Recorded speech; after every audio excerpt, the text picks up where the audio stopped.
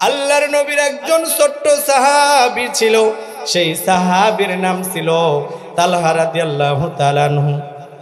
আল্লাহর নবীর ছোট্ট সাহাবী, তার বাবার হাতটা দইরা দইরা তালহা রাদিয়াল্লাহু তাআলা আনহু আমার দয়াল নবীর মসজিদের মধ্যে নামাজ পড়তে যাইতেন। বাবা প্রত্যেক ওয়াক্তে নামাজে তালহা রাদিয়াল্লাহু তাআলা আনহু তার বাবার হাতটা দইরা দইরা নামাজ পড়তে যাইতেন। বাবা মসজিদে যাইতে যাইতে আমার নবীর সাথে তালহার অনেক মহব্বত হয়ে গেছে। জোরে বলেন না সুবহানাল্লাহ। বাবারা বলতেছিলাম, আল্লাহর নবীর ছোট্ট সাহাবী তালহা রাদিয়াল্লাহু তাআলা আনহু আমার মায়ার নবীর মসজিদে যাইতেন নামাজ পড়ার জন্য। আল্লাহর নবীর সাথে তালহা রাদিয়াল্লাহু তাআলা আনহুর ভালোবাসা হয়ে গেল। সাহাবাইর হাত ধরে ছোট্ট সাহাবী তালহা রাদিয়াল্লাহু তাআলা আনহু যাইতেন নামাজ পড়ার জন্য। একদিন আল্লাহর নবী ডাক দিয়ে কয়, গো তালহা, তুমি কি আমারে ভালোবাসনি? তালহা ডাক দিয়ে কয়, ওগো মায়ার নবী, আমার জীবনের তাই কি আপনি নবীকে আমি ভালোবাসি। চিল্লায় বলেন না সুবহানাল্লাহ। মাত্র 8 বছরের বাচ্চা, এখনো সাবালক হয় নাই, ডাক দিয়ে কয়, গো মায়ার নবী, আমার জীবনের থেকে আপনি নবীকে আমি ভালোবাসি, মহব্বত করি। আমার নবী একটু মজা কইরা তালহারে ডাক দিয়ে বলে, ওগো তালহা, এই যে নেও তরবারি, তোমার আব্বা কোথায়? কয়, এই যে আমার আব্বা। কয়, এই তরবারি নিয়ে যাও, তোমার আব্বার গর্দানটা দেখি তুমি নিয়ে আসতে পারো নাকি। সাথে সাথে তালহা রাদিয়াল্লাহু তাআলা আনহু আমার মায়ার নবীর কাছ থেকে তরবারিটা লইয়া তালহা রাদিয়াল্লাহু তাআলা আনহুর কাছে চলে গেছে। বাবা তালহা রাদিয়াল্লাহু তাআলা আনহু তরবারি নিয়ে তার বাবার কাছে চলে গেছে মাথা নেওয়ার জন্য। যখন মাথা নেওয়ার জন্য চলে গেছি, আল্লাহর নবী ডাক দিয়ে কয়, গো তালহা, ও তালহা, শোনো, আমি নবীকে আল্লাহ পাক রব্বুল আলামিন দুনিয়ার মধ্যে দ্বন্দ্ব লাগানোর জন্য পাঠায় নাই, বাবার সন্তানের মধ্যে ঝগড়া লাগানোর জন্য পাঠায় নাই। আমি নবীকে আল্লাহ দুনিয়ার মধ্যে পাঠাইছে বাবার সন্তানের মধ্যে ভালোবাসা পয়দা করার জন্য। চিল্লায়া বলেন না সুবহানাল্লাহ। ও বাবারা, কথাগুলো গভীর মনোযোগ দিয়ে শুনবেন। তালহা রাদিয়াল্লাহু তাআলা আনহু কেমনে আমার নবীকে ভালোবাসে, কেমনে আমার নবীকে মহব্বত করছে গো বাবা। তালহা রাদিয়াল্লাহু তাআলা আনহু একদিন মসজিদে নামাজ পড়তে আসে নাই। তালহার বাবা একাই মসজিদে আসছে নামাজ আদায় করার জন্য। আল্লাহর নবী লক্ষ্য করে দেখলেন, আজকে তালহার বাবা একা মসজিদে, তালহা দেখি আসে নাই। আল্লাহর নবী ডাক দিয়ে কয়, গো আমার সাহাবী, কি ব্যাপার? আজকে দেখি তুমি একাই আসছো, আমার তালহা কোথায়? তালহার বাবা ডাক দিয়ে কয়, গো মায়ার নবী, ও রহমাতুল লিল আলামিন, আপনার তালহা রাদিয়াল্লাহু তাআলা আনহু তার গায়ের মধ্যে অত্যন্ত জ্বর, তিনি অনেক অসুস্থ, জ্বরের কারণে তিনি মসজিদে আসতে পারে নাই। আপনার তালহা বিছনার মধ্যে শায়িত আছে, আপনার তালহা বিছনার মধ্যে শায়িত আছে। এবার আল্লাহর নবী ডাক দিয়ে কয়, গো আমার প্রাণের সাহাবীরা, তোমরা তাড়াতাড়ি চলো, আমি আমার তালহাকে দেখতে যাব। আল্লাহর রাসূল 3.5 কিলোমিটার রাস্তা হাইটা হাইটা তালহা রাদিয়াল্লাহু তাআলা আনহুর বাড়িতে গেছে। চিল্লায় বলেন না সুবহানাল্লাহ। 3.5 কিলোমিটার রাস্তা পায়ে হেঁটে হেঁটে আমার মায়ার নবী রহমাতুল লিল আলামিন চলে গেছেন তালহা রাদিয়াল্লাহু তাআলা আনহুর বাড়িতে। গিয়া দেখেন তালহা রাদিয়াল্লাহু তাআলা আনহু বিছনার মধ্যে শায়িত আছে। বিছনার মধ্যে তিনি শায়িত, অত্যন্ত অসুস্থ, গায়ের মধ্যে জ্বর, গাটা পুড়ে যাচ্ছে। আল্লাহর নবী তালহার বাবাকে ডাক দিয়ে বলে, ওগো তালহার বাবা, আজকে রাতে যদি আমার তালহা মারা যায়, আজকে রাতে যদি আমার তালহার মৃত্যু হয়ে যায়, আমি নবীকে খবর দিও, আমি নবী আইসা আমার তালহার জানাজা পড়াবো, আমার তালহার দাফন করব। আজকে রাতে যদি আমার তালহার ইন্তেকাল হয়ে যায়, ওগো সাহাবী, আমি নবীকে না জানায়া তালহারে কবরে নামায়ও না। আমি নবীকে না জানায়া তালহার জানাজা দিও না। আমি নবীকে তোমরা খবর দিও। এই ওসিয়ত কইর আল্লাহর নবী তালহাকে দেখে চলে গেছে। বাবা তালহা রাদিয়াল্লাহু তাআলা আনহু ডাক দিয়ে কয়, গো প্রাণের বাবা, আমার মায়ার নবী কানে কানে তোমাদেরকে কি যেন বলে গেল। আমার মায়ার নবী কি বলে গেল? তালহার বাবা ডাক দিয়ে কয়, ও প্রাণের বাবা, ও তালহা, তোমার নবী বলে গেল তুমি যদি আজকে রাতে মারা যাও, আমরা যেন নবীকে খবর দেই, নবী আইসা তোমার জানাজা পড়াবে, তোমাকে কবরে নামাবে। তালহা রাদিয়াল্লাহু তাআলা আনহু ছোট্ট বাচ্চা, 8 বছরের বাচ্চা, কেমনে বুঝে ফেলছেন বাবা। তিনি ডাক দিয়ে কয়, আমি তালহা অসুস্থ, আমার কিছু ভালো লাগে না, আমার গায়ের মধ্যে অত্যন্ত জ্বর। আর এখন আমার মায়ার নবী আইসা বলছে, আমি তালহা যদি আজকে মারা যাই, তাহলে আমি আজকে মারাই যাব। আমার নবীজি আমাকে দেখে এই কথা বলছে, আমি তালহার দুনিয়াতে বাঁচব না, আমি তালহা মনে হয় আর দুনিয়াতে থাকবো না, আমি তালহা মনে হয় দুনিয়ার থেকে চলে যাব। তালহা ডাক দিয়ে কয়, গো প্রাণের বাবা, আমি যদি দুনিয়ার থেকে চলে যাই, আমার যদি মরণ হয়ে যায়, আমি তালহা যদি দুনিয়ার থেকে ইন্তেকাল হয়ে যাই, তোমরা আমার নবীকে খবর দিবা না, তোমরা আমার নবীকে জানাবা না। ও বাবা, নবীকে না জানায়া আমি তালহারে দাফন করে দিবা, কবরে শোয়ায় দিবা। আল্লাহর নবীর সাহাবী ডাক দিয়ে কয়, ও বাবা, আমার নবীকে খবর দিও না, আমার নবীকে ডাক দিও না, আমার নবীকে আমার মৃত্যুর খবর জানায়ও না। আমার মায়ার নবী যদি জানে আমি তালহা দুনিয়ার থেকে চলে গেছি, আমার মায়ার নবী দৌড়াইয়া চলে আসবে আমি তালহাকে দাফন করার জন্য।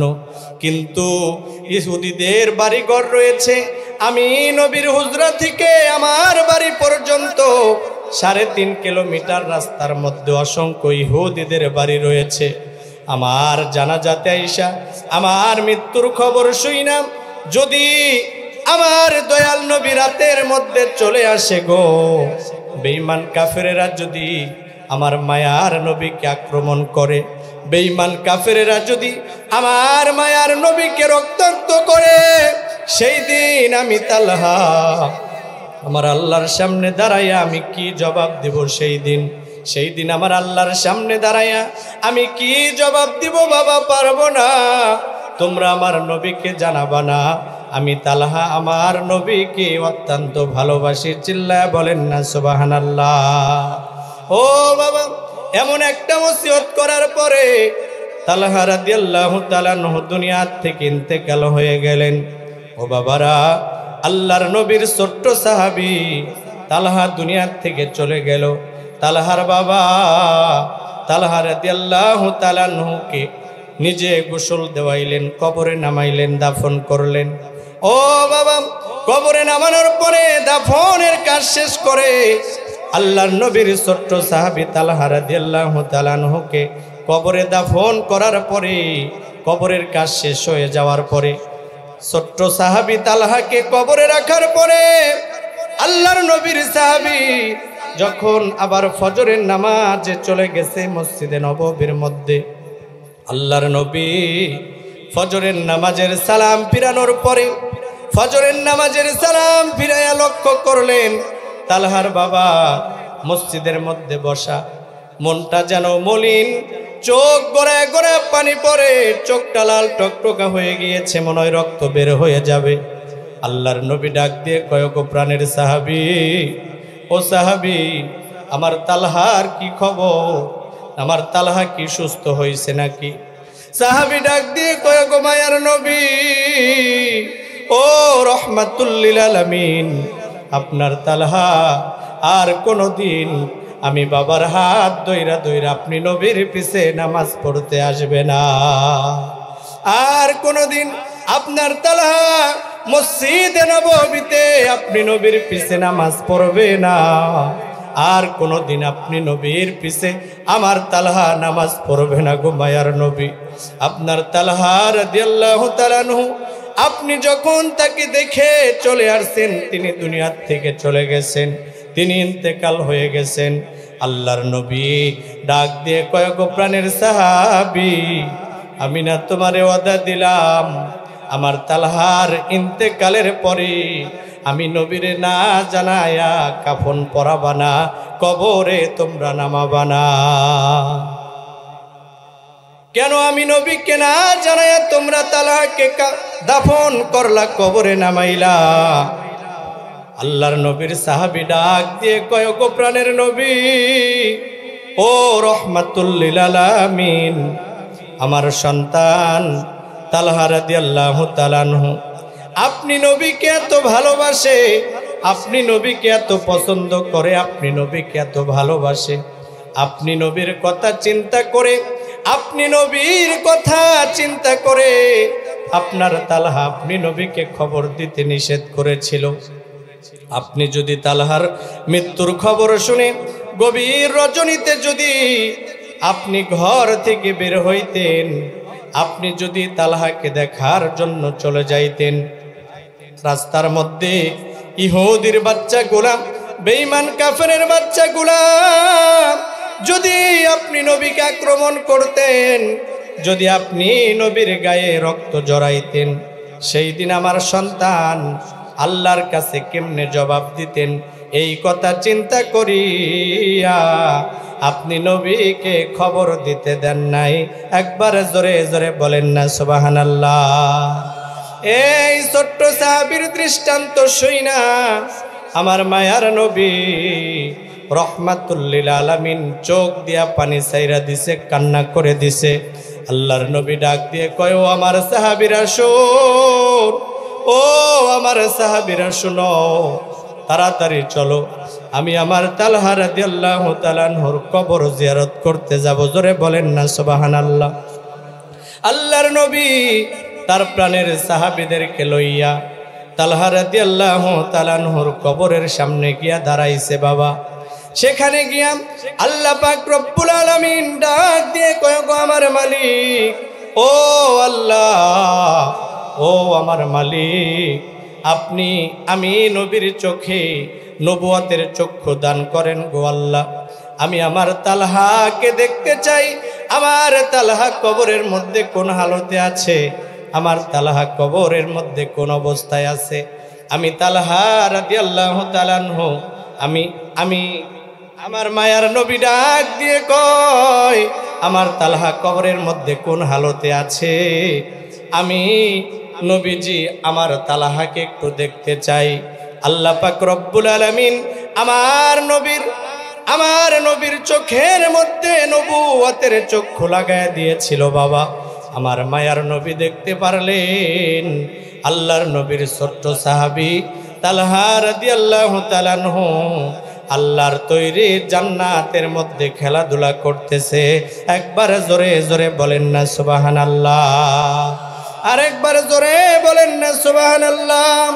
ও বাবারা, এইভাবে সাহাবায়ে কেরামরা আমার নবীকে ভালোবেসেছে। বাবা, এইভাবে সাহাবায়ে কেরামরা আমার নবীকে মহব্বত করেছে। বাবা, আমরা তো দুনিয়ার মধ্যে আমরা লাফাই, আমরা আশিকে রাসূল দাবি করি। বাবা, নবীর শান আমরা বুঝি না, নবীর মান আমরা বুঝি না। বাবা, এইভাবে সারা রাত বললেও আমার নবীর মান, আমার নবীর শান কোনোদিন শেষ হবে না। কথা কোন ঠিক কিনা?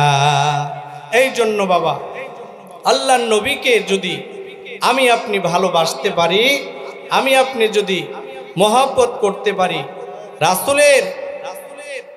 রাসূলকে যদি গলার মালা বানাই আমি আপনি কবরে শুয়া যাইতে পারি, কবরে আমার আপনার আর কোনো ভয় থাকবে না। থাকবে? জোরে বলেন, থাকবে? থাকবে না বাবা। এই জন্য রাসূলের সুন্নত, রাসূলের তরিকা অনুযায়ী আমাদের জীবনকে পরিচালনা করতে হবে। না হয় বাবা আমার আপনার কোনো উপায় থাকবে না। কেননা সেই দিন আল্লাহ পাক রব্বুল আলামিন কোনো নবীকে সেই দিন সুপারিশ করার কোনো দায়িত্ব অনুমতি দিবেন না।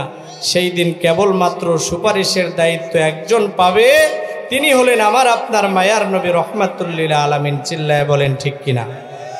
বাবা, সেই দিন নবী কাকে সুপারিশ করে জান্নাতে নেবে? যারা দুনিয়ার মধ্যে আল্লাহ পাকের রেখে যাওয়া ইসলাম, যারা দুনিয়ার মধ্যে আমার নবীর রেখে যাওয়া সুন্নতগুলা পালন করেছে, আমার নবীর রেখে যাওয়া ইসলাম যারা মেনে জীবনকে পরিচালনা করেছে, সেই দিন আল্লাহ পাক রব্বুল আলামিন আল্লাহ পাকের হুকুমে সেই দিন আমার মায়ার নবী তাদেরকে সুপারিশ কইরা কইরা জান্নাতে নেবে। জোরে বলেন সুবহানাল্লাহ। কোনো বেঈমান নাফরমান যারা মন গড়া জীবন যাপন করেছে, তাদেরকে সেই দিন সুপারিশ করে আমার আল্লাহ আমার রসুল সেই দিন জান্নাতে নেবে না। কথা কোন ঠিক কিনা? সেই দিন আমার রসুলের সামনে দিয়ে একটা পর্দা ফেলিয়ে দেওয়া হবে।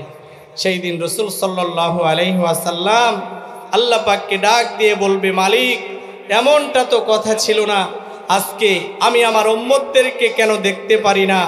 আমার উম্মতের সামনে দিয়ে পর্দা কেন? সেই দিন আল্লাহ পাক রব্বুল আলামিন ডাক দিয়ে বলবে, ওগো রহমাতুল লিল আলামিন, ও আমার হাবিব, এদেরকে আপনি সুপারিশ করতে পারবেন না, কেননা এরা দুনিয়ার মধ্যে আপনার রেখে যাওয়া ইসলাম পালন করে নাই, মন গড়া ইসলাম পালন করেছে। সেই দিন বাবা আর কোনো উপায় থাকবে না। এজন্য মৃত্যুর পরে সর্বপ্রথম বান্দার কাছ থেকে যেই জিনিসটার হিসাব নেবে সেটা হলো নামাজ। কথা বলেন ঠিক কিনা?